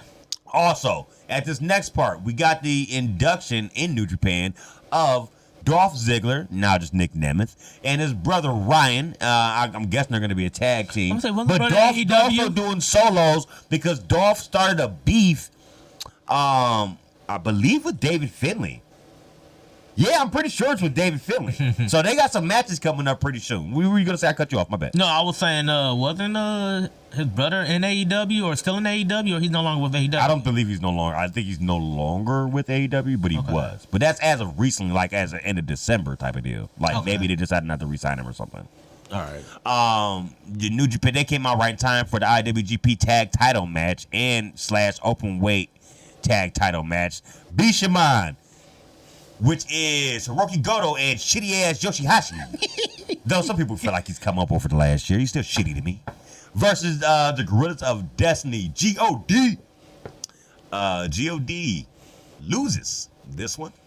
Actually, I'm sorry. God wins. This is new God though. This is not God that was Tama Tonga and Tonga Loa. This is now little brother who is bigger than his two older brothers, like in height wise. Little big bro, Hikuleo, and my boy LP, El Phantasmo. They win the tag titles. So now they have both. They have the open weight and they have the IWGP. So good for them. Congratulations to them. That's my man. No longer wrestling with a load of boot. I wish he was though, because it was hilarious. Next up, IWGP Junior Heavyweight Title, El Desperado taking on Takahashi. Takahashi got an interesting development, WWE tinged after this. Takahashi loses this one to El Desperado. El Desperado was fucking bringing it in this match. He was fucking going hard. Props to him. He's another one who's raised his level up over the recent months from just being also ran in New Japan to being a name that you could count on for great matches right in the middle of the card. So like that IC title range, you know what I'm saying? So good for him. He got the victory here. I believe it was a Pinche Loco after a J Driller. Then guess who came out to make a call out of Takahashi? I'm going to give you a hint. A man who asked for his release for WWE for a while. They didn't give it to him. Then all of a sudden, during the last releases of last year, they finally let the man go. He asked for his release, but he didn't get it. They did not grant it. Wait, hold on. Asked for his release. I know it ain't Riddle. Really asked for a release. I'm trying to think of the Grizzly Young Veterans. They asked for their release, but I don't think they was the name. How long would they ask for their release? Was it like recent? Before they were released, like a year and a half before they were released. I need another. I'm drawing a blank. You're gonna get it when I say this one though. Was part of Retribution. Oh God, no. No, not Mansoir or Marseille. No. Oh, okay, Retribution. Oh yeah, I forgot they were no. Not what's that? Slap. Though he's in New Japan, but not him. Who is it? Ali. Oh God, I forgot he was in Retribution. Yeah, buddy. I forgot about Ali. Ali. He was the leader of Retribution. Too. Ali challenges Takahashi to a match coming up in these next couple months. Not sure exactly when, but that should be a good one. I think so. Also. Dang, I forgot about Ali. That's sad. That's me. That actually mean I thought highly of Ali. That I forgot to do the Retribution. Next up, IWGP Global Heavyweight Title, Jon Moxley versus David Finlay versus Will Ospreay. Ospreay's last Wrestle Kingdom. Before the match, him and Moxley came to an agreement that they, for the first 10 minutes of the match, they were both going to jump David Finlay, so they could just have it be a one-on-one and get a rematch.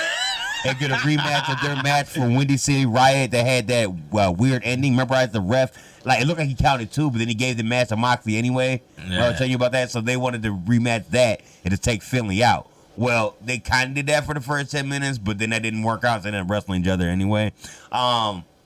David Finlay wins this match. Surprisingly, he probably the last one you pick of the three, but he did. Basically because the War Dogs came out and jumped the other two for the most part. So he went off interference. Yeah.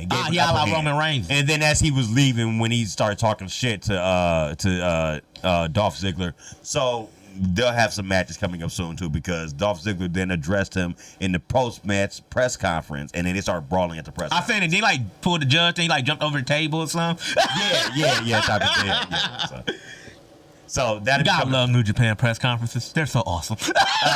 in your semi-main event, Kazuchika Okada taking on Bryan Danielson. They fought in American soil. Now we're fighting in Japanese soil, and Danielson finally gets to live out his dream of wrestling at a Wrestle Kingdom.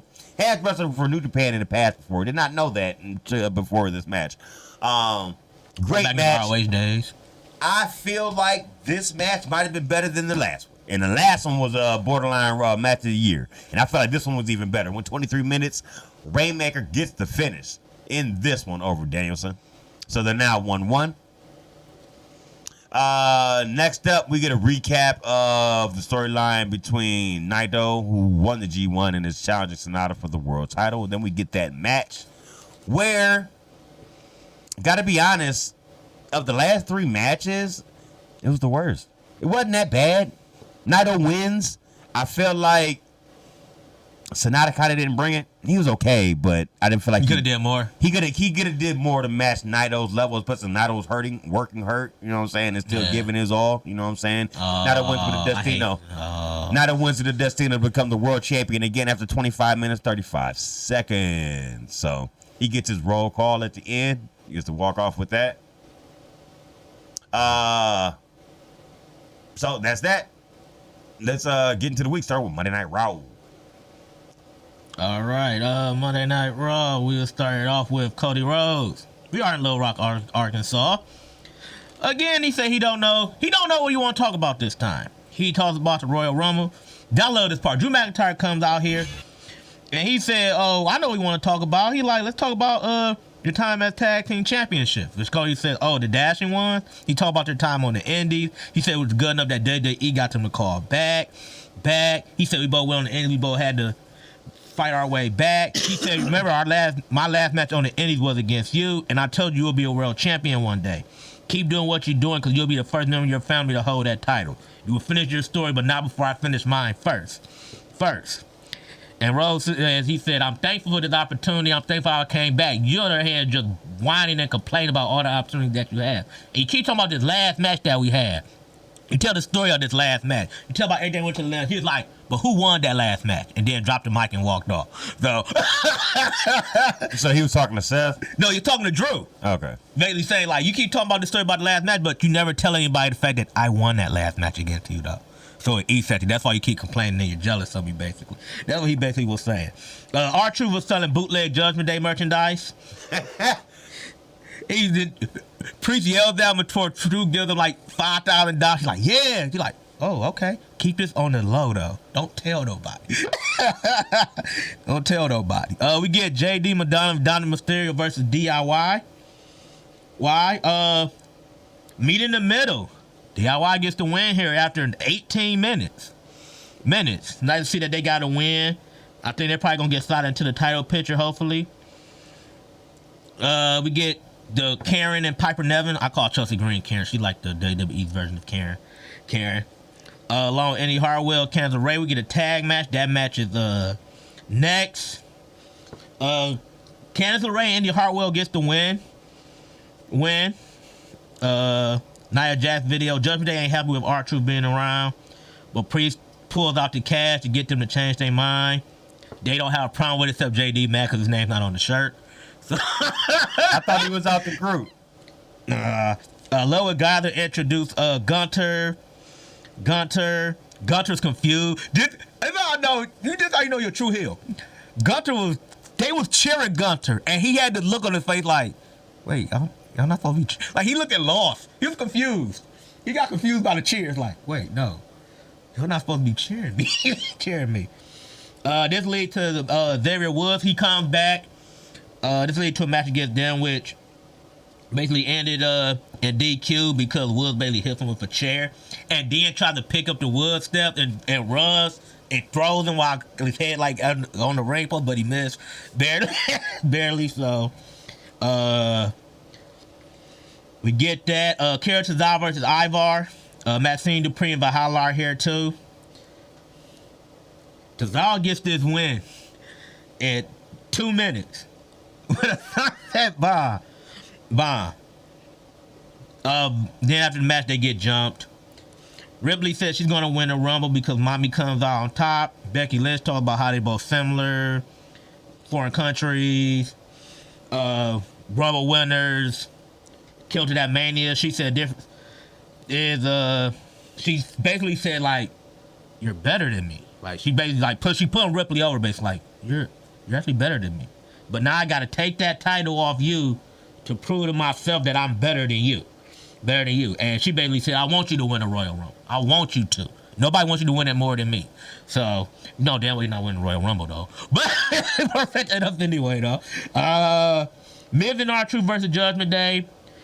Priest basically told him in the match, they basically coming back fine. He basically told him don't tag in the match. So, basically, like, don't tag in. So, he basically let us beat Miz down. You don't do nothing. Basically. Truth tags in. And then he basically kicked Balor in the face. That turns into a South of Heaven. And then that's the end right there. Shinsuke Nakamura is mad about his loss to Cody Rhodes at the street fight they had a couple weeks ago, but he's in the Rumble. Tegan Knox in Natalya versus Shayna Baszler and Zoe Stark. Baszler chokes out Natalya at 6 minutes. This is the story of this was that at the end of the match, I think they're teasing a heel turn for Tegan Knox. She's probably gonna turn on Natalya. They had a spot too. She looking at Natalya's boobs, she like, cause she looked like not intentional, but the way they snapped the shot though. Then we get our main event. Basically, this match basically the end was basically a bunch of interference. Priest comes out with the briefcase. He tries to cash it in. McIntyre comes out, stop that. Him and Priest, they brawl with sense of a match for them next week. Colossus 2, that don't work. Rollins basically gets the stomp. Retains the title. This is what you expect out of a Jinder Mahal match, basically. The main injury from this was that the knee, the MCL that Rollins, Right. hurt. But that was the end of Monday Night Raw. All right, before you get into NXT, I'm going to run through Battle of the Valley right quick so we can just go back and forth, give you a break real quick. Okay, that's cool. All right, so Battle of the Valley, the best matches off of here. Well, I ain't gonna totally shit on. I'm not shitting on it at all. It was a good show. I was sticking to the main ones that are most important to our show, but I'll run through the other ones as we go through. Fred Rosser, formerly your boy, tag team partner with Worldwide Titus O'Neil. He got 2 shots out on the show today. Fred Rosser, Jacob Fatu, who is somebody else who should be on the radar of either AEW or WWE. I don't know if he is. He was. He is signed there, but he's one of the best wrestlers in the world, and I've always wondered why one of the big companies ain't trying to go after him yet. Yeah. So he's another one we could have in that conversation. And Shota Umino taking on Team Filthy, which is Tom Lawler, Jarrell Nelson, and Royce Isaacs. I feel like a bland tag name. People. So Shooter gets the victory there in not surprised. Yeah, in the match about the 9 minutes. Not surprised. Mascara Dorado and Volador Jr. versus Rocky Romero and Soberano Jr. These are a bunch of cats you'll see on a AAA show. Yeah, I know who Rocky Romero Jr. is. Well, we don't, because you know Rocky. Yeah. But I just meant Dorado, Volador Jr. and Soberano Jr. Basically, this match ended. The finish saw Volador beat Rocky with a running destroyer at about 11 minutes and 11 seconds. David Finlay taking on TJP in a match that was, it felt like it was 33 minutes as opposed to the 13 minutes that it was. But eventually... Was it that long of a drag, basically? Or? It kind of felt like it. Oh, TJP in his new gimmick, he spit a red mist in David Finlay's face, but David Finlay survived it anyway. He hit a Mamba splash for hitting the overkill for the victory. We're surviving mist sprays now?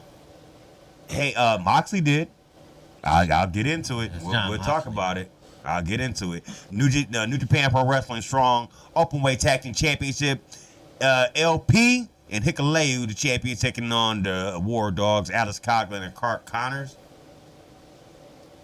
Your ending came in this one.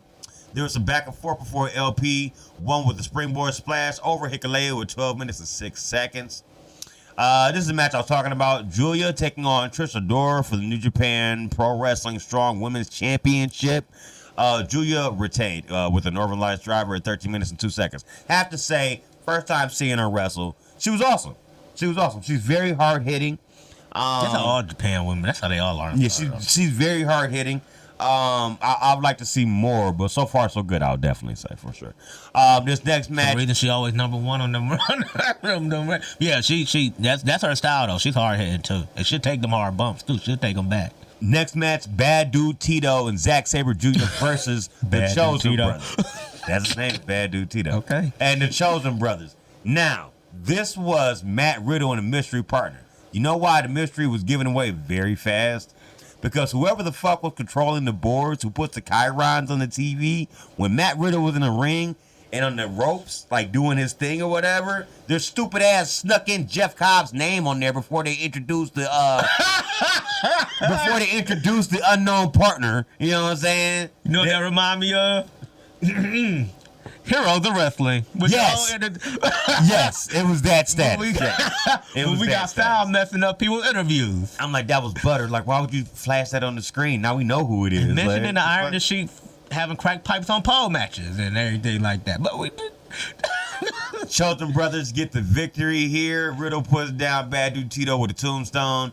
AEW Triple Crown Championship. Eddie Kingston champion taking on Gabe Kidd. This match ended in a double count out of 11 minutes 22 seconds to keep the belt on the champ. And you could bring this up later because the War Dogs came down after the match and jumped the shit out of Eddie Kingston. Of course. Yeah, left him holding his arm, walking off under. Needed the ref to help him walk to the back, but he's still champion though.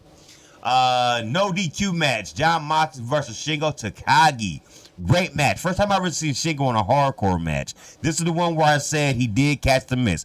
Shingo got split first. Moxley, that's off top. It's a no DQ match. Split, yeah. He was beating the shit out of Shingo for a while. Shingo started making a comeback and getting some of his moves in. Moxley fought him off at one point and was on top rope. Was about to like get Shingo up for like a superplex or like a super death rider. Shingo wiggled out and spit the black mist in his face. Moxley still retained. Hard-hitting ass match. Good match. Went 26 minutes, 16 seconds. It took him a lot to get it at the end. At the end, he finished him off with a curb stomp. The regular,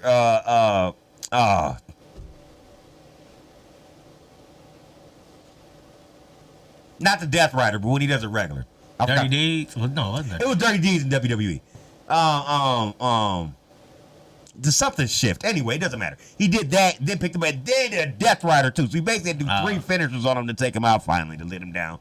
But Moxley gets the victory. That was his first win of any of this New Japan run he just did over the last 2-3 weeks. He lost on Wrestle Kingdom. He lost on New Year's Dash. He said he felt like he hadn't got his ass whooped enough, so that's when he challenged Shingo to this match, and then he pulls out the victory. By the way, the other thing I was going to say, he was called out by Naito, and they're going to have a match at Windy City Riot April 12th. So Naito versus Moxley. So we'll see what happens there. That should be good. And your main event, Kazuchika Okada taking on Will Ospreay. Ospreay's last match in New Japan. It tells their history of their matches that they've had here. They've had so many great matches going back to 2015. None of them were less than 4 stars. Everyone was 4 stars or better, including this one.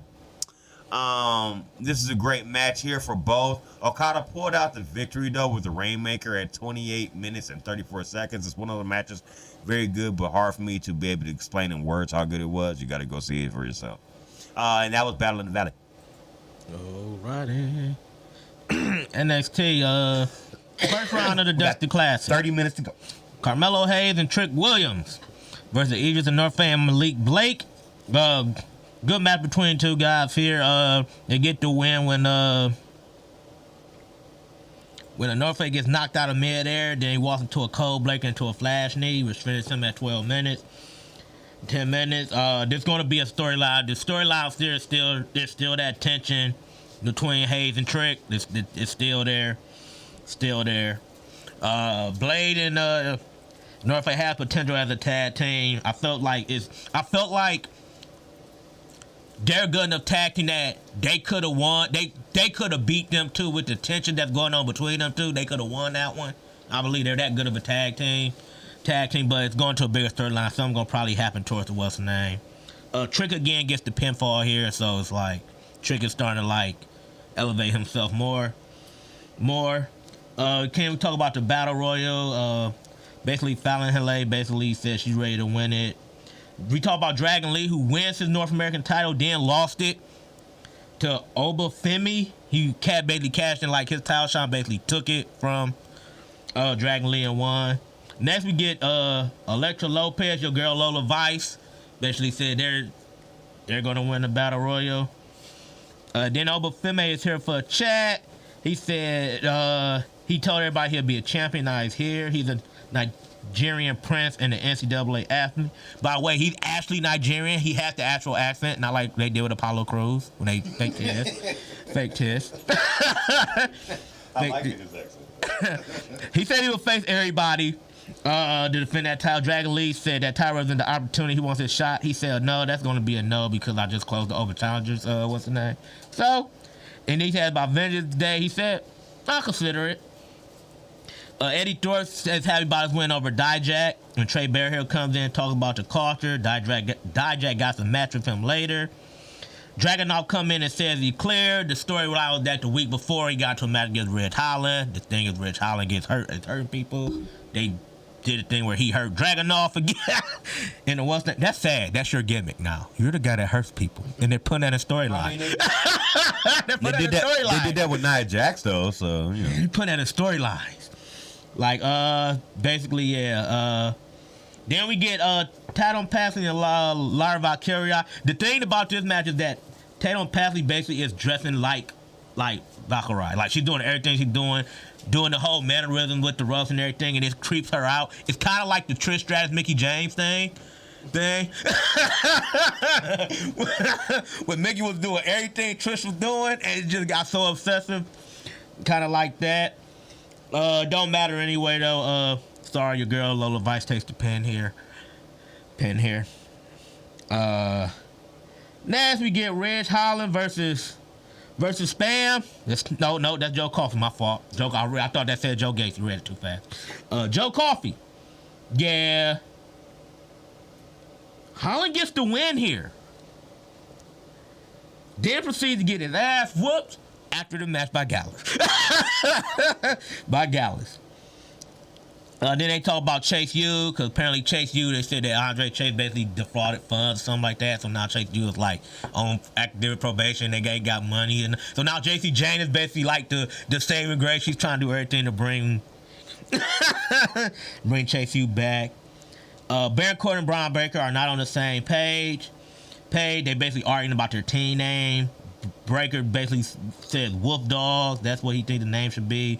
Corbin said Wild Boars or something. No, because Corbin's like one of them nature guys. What's the name? I think a boar is like an animal or something in the wild out there. LW. You know Pumbaa? Pumbaa was a wild boar. Yeah. Just go back to your Lion King. First round class match, LWO versus Chase U. Selena Vega and Andre Chase are here too. So we get the rest of the whole crew here. Wild hits a suicide tornado DDT on Hudson, setting up the finish splash for the win. So LWO gets the win here. By the way, massive pop for Selena Vega when she like came out. Like the crowd was all what's her name like. So next, here we go. Spam. He's joined the commentary team. He's still lost after this whole what's her name. He still looked lost. Don't know where he wanted to go. We get Dijak versus Trey Bearhill.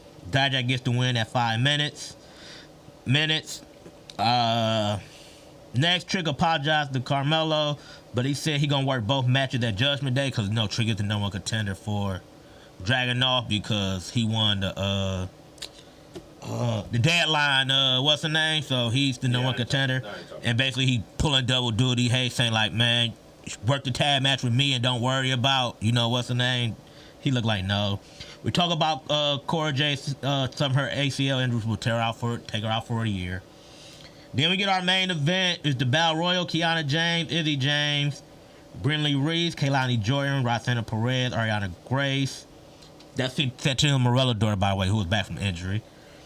Carmen Petrovich, Lola Vice, Leche Lopez, Jakira Jackson, Last Legend, Ren St. Clair, Riz, Fallon Halay, Thea Hale, Blair Davenport, Gigi Dolan, Jada Parker, Stevie Turner, and Tatum Paxley.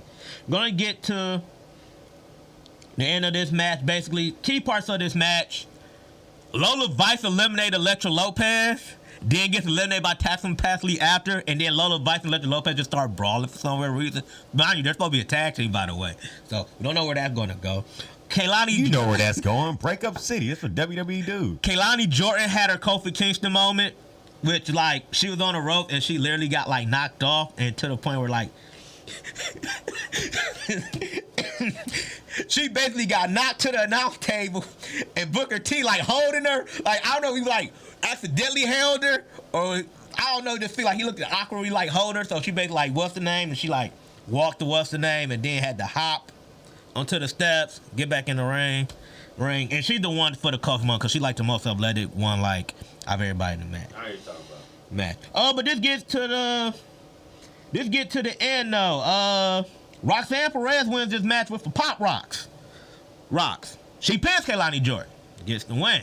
So, which is odd because it's a battle royal that I think it was one of those things where, like, the final, everybody go out, but then the final four is like A 4-way. yeah, basically, yeah. So at the end of that match, you get a stare down between them two, between Perez and Valkyria. So that's your match at Vengeance Day for the title. So we'll see, because Roxanne Perez been on this mean streak lately. Like, so we'll see. And that was the end of NXT, my fault. You good? Alrighty, we got about 20 minutes left here. Let's finish up the last 4 shows of the week. I'll get through Rampage quick. But let's get into Dynamite. We do have a Fuck Tony Schiavone moment of the week. Okay. We'll get there in the middle of the show with the women's match. All right, so it's 9 o'clock. You know what's up. TNT title match, Christian Cage and the Patriarchy. Just him in this match. So taking on Dustin Rhodes, the Natural. Christian Cage wins this match after Rhodes hits a crossroads, but gets a very near 2 count. From there, Rhodes goes after Nick Wayne and outside for interfering in the match, which he gets back in the ring, gets hit with a spear by Cage, which is done on purpose. Shout out to Adam Copeland with that.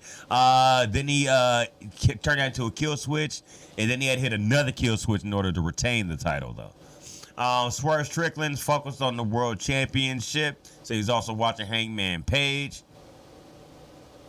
Chris Jericho wants revenge on the Don Callis family for ruining his match. They had a tag title match on Battle of the Belts, which was last week. I didn't bring it up because it wasn't important enough to bring it up, because titles don't change on Battle of the Belts. It's almost like a glorified Rampage. So, but that was a very good match. Him and Sammy Guevara taking on Ricky Starks and Big Bill. That match finished when they were battling on the outside of the ring after battling around the arena and coming back towards the ring. Konosuke Kateska came out of nowhere, slapped Chris Jericho upside his head with a kendo stick, which caused him to get powerbombed through some tables at ringside. Sammy Guevara went to the top of the lighting truss and went to do like a moonsault, but at the last second, Ricky Starks was pulled out of the way by Powerhouse Hobbs, which caused him to make the pin, and they retained the titles on that. So that caused Jericho to want revenge on the Don Callis family because they ruined that match for him. He's cut off by Matt Sydal, which sets up a match between those two on Rampage, and so I can skip it when we get to Rampage. Jericho wins. You know that already. Like, I don't need, this isn't like breaking news. Like, you know Sydal wasn't going over in that match. Anyway, next match, Trent Beretta and Orange Cassidy taking on Commander and Penta El Zero Miedo. What I like most about this match is that the originals of this, Best Friends and the Lucha Bros, may soon be back soon, because both Chuck Taylor, though he wasn't in his gear, Orange Cassidy was wrestling for him, but he is back from his injury or whatever. He was at ringside with them. And also, so was Ray Phoenix. Also seems to be coming back from his injury soon. He was also at ringside with Penta and Commander. The Best Friends get the victory with a crutchery from Trent on Commander after about 10 minutes and 16 seconds. Post-match, United Kingdom came out to threaten Orange Cassidy again because they want that title Cassidy holds. the modern day Magnum TA, aka Hangman Page, so he wants to get back in the world title picture. Mark Briscoe, I said, came out, acknowledged the the anniversary of his brother's death.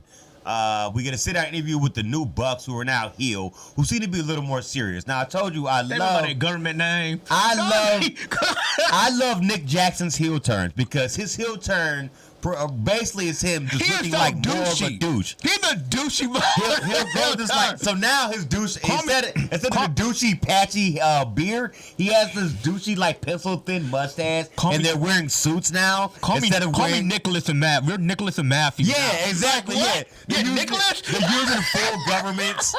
That got me. They kept trying to play Matthew. Call me Nicholas. They kept trying to like play Renee on the side during the interview and stuff like that. So they're going after Sting. Here's a confusing moment for me though. Okay, Sting and them cut a promo after that saying they want to go after the tag titles, but their final match is looking like it's going to be against the Bucks. The tag champions have nothing to do with this currently until you said your name in their mouth. You said their name in your mouth. So is that going to be a three-way for his final match? And be the Bucks versus Big Bill and Starks versus Darby Allin and Sting? Because I prefer it to be just 2-on-2 instead of a three-way. But we'll see where this goes. Throwing some more, lines out there to make it more interesting to see. Next up, ROH 6-man tag title match. Bullet Club Gold taking on a Mobile Embassy. We were just talking about they should probably drop those titles. Guess what? They did. Not to making some new stars, though, but the Bullet Club Gold, who have been hot recently, so it makes sense for them to be on them. After 9 minutes, 31 seconds, a little bit of a distraction by Anthony Bowens, who basically stopped interference from Prince Nana on the outside. Was he dancing? No, I think he was going to attempt to try to hit. I think it was Jay White at the time, was the legal man. He was going to try to hit him with the belt. But Anthony Bowens took it from him, caused a distraction, which led to a Blade Runner on Bishop Khan and the victory. 9 minutes, 30 seconds. You have new 6-man tag champions for ROH. And it looks like we may have a super faction of the Acclaimed and Bullet Club Gold soon enough. The Bang Bang Scissor Gang. Basically is what they're going to be called, I think. Not the best one, but we'll go with it anyway. Adam Cole next up. Teach his own. Adam Cole hypes up Wardlow, even though he shitted him at the same time. It's like, as soon as you win that world title, though, you're going to drop it to me, though, right? And Wardlow goes, bam, boom, or whatever Adam Cole's thing is. So boom. I guess he's acknowledging that. So. Oh, God. Okay. Stop. Stop. Why? I hate when people try to use people catchphrase and know damn well it don't serve you to do it. I don't see Warlock doing boom. It seemed like it just seemed Wardlow. You call him Wardlock. Oh, my fault. That's okay. It's just funny. It just seemed like it's. I just came at him saying boom. It probably kind of all flat, like he's like boom. Like that. Oh God! See, you killed. Oh, what? Hey, it's still better than fucking Action Andretti and this fucking water bottle gimmick. Okay, this is his new thing, bro. Yeah. He just comes and steps up to you like, "Yeah, I'm ready." Let's go. I don't get that. So basically, you fast drink water through a bottle. Like, who is that supposed to fucking intimidate, bro? Like, what the fuck are you doing? Do it with beer. Maybe I'll fear you a little bit. Anyway, next up, the Virtuosa Donna Purrazzo making her Dynamite debut. Taking on Anna Jay. Tony Storm on commentary. This is where we get our fuck Tony body of the week. This is hilarious. She giving orders out her ass again. Tony wasn't on Dynamite this week. I think he has pink eye, or that's what Conrad said on What Happened When. Now on Dynamite, they just showed it as he was on assignment, and they tried to say he's acknowledging National Marine Animal Day. I'm like, I don't think they would cause you to take a day off of work for that shit, but whatever. Anyway, so instead they had Ian Riccaboni sitting in for him on commentary. So it was Taz, Andre Idolo. Idolo. Yeah, it was Taz, Excalibur, and Ian Riccaboni. So when she comes to the desk, she's like, she thought Riccaboni was Siobhan. Oh, Lord. No. Savani, and she kept calling him Mr. Savon. She was like, Tasmaniac, Man in the Mask. Mr. Savon. Not Tasmania. She's a Tasmaniac, Man in the Mask. And Mr. Savon. Mr. Savon. You are looking amazing. We've been worried about you lately, but you look like you've lost weight. You finally shaved that beard off. And Tad's like, yeah, you got rid of that dumbass earring too, huh? I said, yes, you look awesome. Here, would you like some chocolates or a macaroon? She's like, I just can't get over how good you look lately. Have you lost weight? So that was hilarious. Deonna Purrazzo wins this match with the Venus de Milo, 6 minutes 40 seconds. But it was just funny because then after the match, Renee got in the ring to interview her, and she directly looked straight at Toni Storm like, we know each other. We used to be maybe best friends back in the day, but now I get here in AEW, and you're acting different, so I want to know what's up. Eventually, I'm coming to find out and for that title. What she does is, don't speak to me. And then she instantly gets into piggyback position on Luther's shoulders. And that's how she cut the promo. So then she's like, you don't have the right to talk to me. I'll come see you on my terms when I'm ready. So until then, chin up, tits out, and watch for the shoe. And then she throws the shoe from his shoulders in the ring and overthrows it. So then they have a shoe battle as they throw the shoe back and forth. Oh my God. And then Mariah May gets into it. It was stupid. Oh, Lord. It was geek. Throwing shoes? Throwing shoes before she walked off. On his shoulders the whole time. The way out. The whole way out, she was on her shoulders. That shit was funny as fuck. I was like, what the fuck? Okay. So, next up, your semi-main. Top Flight versus Private Party. Good to see both of those teams back. Yes. Quinn back from his injury. I think it was a pec. And Dante Martin. From that gruesome leg injury. Gruesome leg injury, yeah. So, Private Party wins this victory. Don't know if they're turning heel or not, but they did cheat in this one to get the victory. Quinn gets to roll up the O'Connor roll, grabs the rope while holding him down to get the victory, the 403 count. So they pulled that one out. I talked about the Darby Allin Sting promo. Then you get your main event, AEW World Title match, Hook versus Samoa Joe. Joe wins this one by knockout, so he wasn't pinned. He did not submit. He just, the red rum got reversed into a coquina clutch. And Joe retains his title. And that was Dynamite for this week. Well, seeing that, SmackDown hardly had matches, so SmackDown should be quick. The main thing here about SmackDown was the contract signing between AJ Styles, LA Knight, Randy Orton and Roman Reigns, which started to show off. Roman Reigns didn't want to sign a contract, so he like, Puma A6, well, he said if you don't sign this contract, well, I'll just make the title vacant, just have these three in the ring that signed a contract fight for it. Pisses off Paul Heyman, so he goes back there with his whole thing. First match, LWO versus Legado del Fantasma. Yeah, LWO momentum stopped. They may have won, but they did not win this match. Next we get Tyler Bate and Bush, but fortunately it's Pete Dunne. He is back. Bitter End gets the win here for Bate and Pete Dunne. Next we get a recap of Logan Paul and Kevin Owens, which Paul basically threatening Owens a lawsuit because he hit him with the cast. Pretty Deadly is livid about Pete Dunne because they was preparing for Butch. KO show, Owens said he ain't happy. He introduced Logan Paul. Paul said he honored to be here, but it's his show now.